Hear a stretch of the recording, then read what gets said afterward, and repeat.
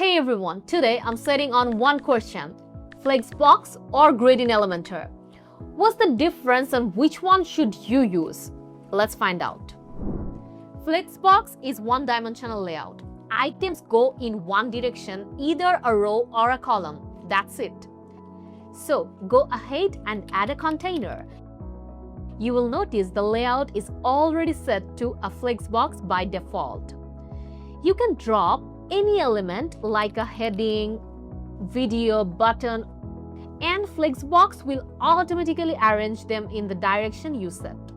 It lets you set the direction to a row and your items will line up side by side. If you switch it to column, they'll stack vertically instead. Use justify content to control the spacing between items and align items to align them vertically. You can also play around with gaps and wrap from here. And what is a grid? The grid is two-dimensional. You control both rows and columns at the same time. Think of it like a spreadsheet where each item has its own fixed spot.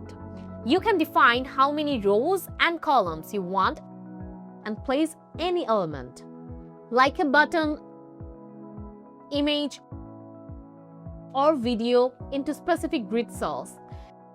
It also gives you control over the grid outline, justification of items, alignments, gaps, and more. So, Flexbox is good for menus, hero sections, anything that flows in one direction.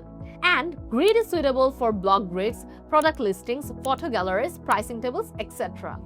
Thanks for watching this video. If this tutorial helpful, please give it a like and share.